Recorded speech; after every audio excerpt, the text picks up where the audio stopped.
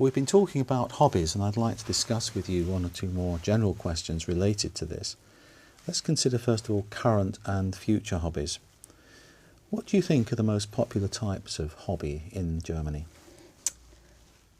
For male Germans, it's probably football.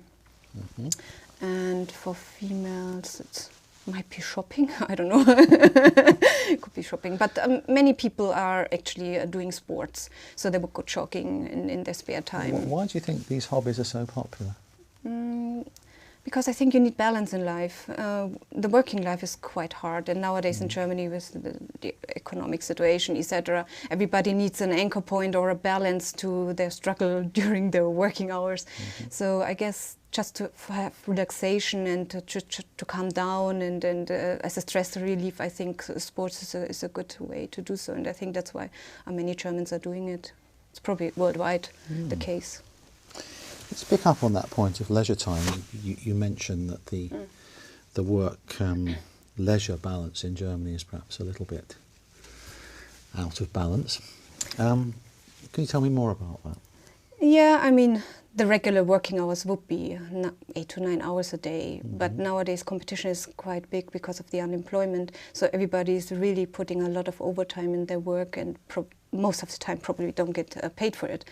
And leisure time is increasingly, of course, getting less and less, and so people are definitely looking forward to the holidays or their weekends to enjoy family life. But I think family life isn't that what it was before, because everybody's so focused on their careers and to keep their jobs and have a good income and survive basically in the system.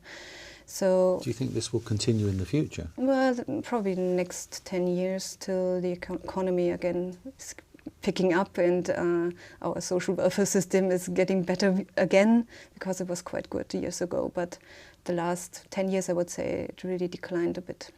I see. Yeah. Let's move back a moment on hobbies and think about the social benefits of hobbies. What do you think are the social benefits of having a hobby? Well, it's depending on what your hobby is. If you would, for example, do a hobby where you don't meet anybody, if you are hiking or climbing alone, there's not a big social factor in that, I would say. But if you do it in a community, like, for example, soccer or rugby or whatever, then you in a way share time with people and have the opportunity to get to know each other better and closer and exchange ideas and opinions. So I think for that reason a hobby is very, very important, because usually you find there people who are not at your working environment. They are not part of your family, so they come from different backgrounds, and so I think you get a quite good insight into other people's opinions. So you get to know them in a different way.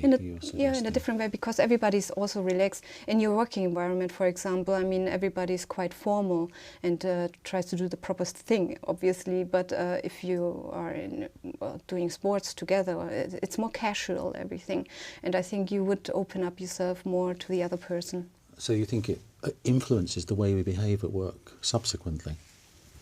Well, it could be, but I don't think that it necessarily has to.